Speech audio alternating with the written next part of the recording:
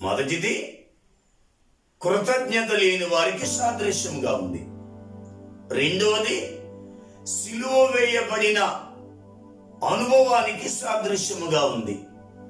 మూడవది కొరింథీ మొదటి పత్రిక 12వ అధ్యాయంలో ఆ మొదటి నుంచి ఆ యొక్క 6-7 వచనాల్లో రాయబడింది, కృపావరములు 9. దేవునికి మహిమ కలుగునుగాక. ఆ కృపావరములను పరిశుద్ధాత్మ దేవుడు విశ్వాసుల యొక్క పరిమాణాన్ని బట్టి పంచి పెడుతున్నాడు. నీ విశ్వాసాన్ని చూస్తాడు, కృపావరాలను నీకు ఇస్తాడు. కృపావరాలలో బుద్ధివాక్యం ఉంది, జ్ఞానవాక్యం ఉంది, విశ్వాసం ఉంది, స్వస్థపరిచే వరం ఉంది, అద్భుతాలు చేసే వరం ఉంది, ఆత్మల వివేచన ఉంది, భాషలు మాట్లాడటం, భాషలు అర్థము చెప్పడం, ఈ విధమైన వరములను పరిశుద్ధాత్మ దేవుడు మనకు పంచి పెడుతున్నాడు. గుర్తుపెట్టుకోవాలి, ఉచితంగా పంచి పెడుతున్నాడు. ఒక మాట జ్ఞాపకం చేస్తున్నాను, దేవుడు కృపావరములను ఉచితంగా పంచి పెడుతున్నాడు గనుక మనము వాటిని అమ్ముకోకూడదు, వాటి ద్వారా వ్యాపారం చేయకూడదు. ఉచితంగా పరిశుద్ధాత్మ దేవుడు కృపావరాలను పంచి పెడుతున్నాడు గనుక వాటిని ఉపయోగించుకుని డబ్బు సంపాదించడానికి నువ్వు ఉపక్రమించకూడదు. కృపావరాలను సంఘ క్షేమాభివృద్ధి కోసం దయచేశాడు. కృపావరాలను సంఘము బలపడడానికి ప్రభువు నీకు పంచిపెట్టాడు.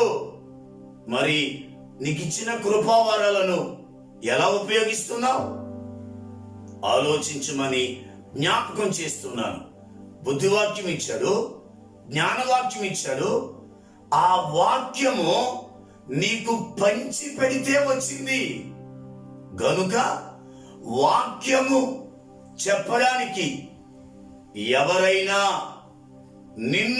నన్ను పిలిస్తే వాక్యము చెప్పి వారిచ్చిన కానుకను తీసుకుని సంతోషంగా తిరిగి వచ్చేయాలి.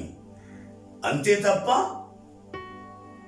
వాక్యం చెప్పడానికి రమ్మని పిలిచినప్పుడు ఇంత ఇస్తే నేను వస్తాను అంటే గనక కృపావరాన్ని అమ్ముకునే వారంగా మనమున్నాము అనే విషయాన్ని జ్ఞాపకం చేస్తున్నా.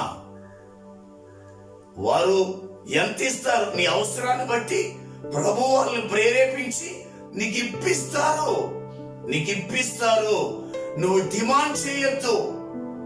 10,000 ఇస్తే, 20,000 ఇస్తే, 30,000 ఇస్తే, 15,000 ఇస్తే నేను వాక్యం చెప్పడానికి వస్తాను అంటున్నావంటే కృపావరమును అమ్ముకునే వారంగా ఉన్నామేమో ఆలోచించాలి. దేవుని కృప చాలా మంది దైవజనులు ఇచ్చింది తీసుకుని సంతోషంగా వచ్చేస్తారు. కొంతమంది దైవజనులు డిమాండ్ చేస్తా ఉన్నారు. అది వాక్యానుసారం కాదు అన్న సంగతిని గుర్తుపెట్టుకోవాలి. ఒకవేళ ఆ కృపావరములను ప్రభు మనకు అనుగ్రహించినప్పుడు వాటిని ప్రభు యొక్క పరిచర్య అభివృద్ధి కొరకు ఉపయోగించాలి అని జ్ఞాపకం చేస్తున్నాను. అంటే మూడవది 9 కృపావరములు క్షేమాభివృద్ధి కొరకు ఉపయోగించాలి అని తెలియజేస్తున్నాను. చివరిది 4వది గలతీయులకు రాసిన పత్రికలో 5వ అధ్యాయము 22వ వచనంలో ఆత్మ ఫలము 9 భాగములుగా కనిపిస్తుంది. ఆత్మ ఫలములు 9 కాదు, ఆత్మ ఫలములో 9 భాగాలు. ఒక్కటే నారింజకాయ, తొనలు వేరు. ఒక్కటే కమలాకాయ, తొనలు వేరు. ఆత్మఫలము ఒక్కటే, కానీ భాగములు వేరు.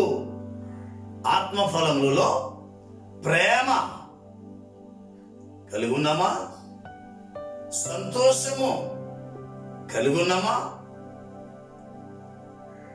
సమాధానము కలిగి ఉన్నామా? దీర్ఘశాంతము కలిగి ఉన్నామా? దయాలత్వము, మంచితనము, విశ్వాసము, సాత్వికము, ఆశా నిగ్రహము. ఈ ఆత్మ ఫలము నీలో ఉండగలిగితే నీవు పరలోకానికి వెళ్ళడానికి ఖచ్చితంగా అర్హుడవు. ఆత్మవరాలుంటే పరలోకం వెళ్ళిపోతాం అన్న గ్యారెంటీ లేదు, గాని ఆత్మ ఫలము నీలో ఉంటే ఖచ్చితంగా నువ్వు పరలోకానికి వెళ్తావు. మరి ఆత్మఫలము కలిగి ఉన్నావా సహోదరుడా? ఆత్మఫలాన్ని కలిగి ఉన్నావా సహోదరి? మందిరానికి వెళ్తున్నాం, పాటలు పాడుతున్నాం, ఆరాధన చేస్తున్నాం, పరిచర్య చేస్తున్నాం. ఆత్మఫలము కలిగి ఉంటే నువ్వు చేసినవన్నీ నీకు ఉపయోగకరంగా మార్చబడి పరలోక రాజ్యానికి వారసులమవుతాం అనే విషయాన్ని జ్ఞాపకం చేస్తున్నాను. 4వది, ఆత్మఫలములో 9 భాగములు అని జ్ఞాపకం చేస్తున్నాను. నా మాటలు ముగిస్తున్నాను ప్రియులారా. ఆత్మఫలములు కలిగి ఉండాలి. ఈ ఆత్మఫలములో ఏదైనా మనలో లేకపోతే, ప్రభువా ఫలానా ఆత్మఫలములో ఫలాంది లేదు అని జ్ఞాపకం చేసుకుని ఆ ఆత్మఫలమును ఎమ్మని ప్రభువుని అడగాలి. ఆశా నిగ్రహం లేదయ్యా, సాత్వికము లేదయ్యా, దీర్ఘశాంతం లేదయ్యా, దయాలత్వము, ప్రేమ, సంతోషము లేదు నాయనా అని నువ్వు అడిగి ప్రభువును పొందుకోవాలి అని తెలియజేస్తూ నా మాటలు ముగిస్తున్నాను. ఈ 9లో ఉన్న ఆ ఆశీర్వాదం మనము పొందుకుందుముగాక. ఆమేన్. చిన్న ప్రార్థన. పరిశుద్ధుడా మీకు వందనాలు. 9లోని 4 విషయాలు మాకు బయలుపరిచినందుకు మీకు స్తోత్రములు చెల్లిస్తూ ఉన్నాం అయ్యా. 9 కృతజ్ఞత లేని వారికి సాదృశ్యంగా ఉందని, 9 సిలువ వేయబడిన దానికి సాదృశ్యంగా ఉందని, కృపావరములకు ఆత్మ ఫలముకు సాదృశ్యంగా ఉందని మాట్లాడినందుకు స్తోత్రములు. కృపావరములు కలిగిన వారు క్షేమాభివృద్ధి కొరకు ఉపయోగించాలి. ఆత్మఫలము కలిగిన వారు రాకడ కొరకు సిద్ధపడాలి.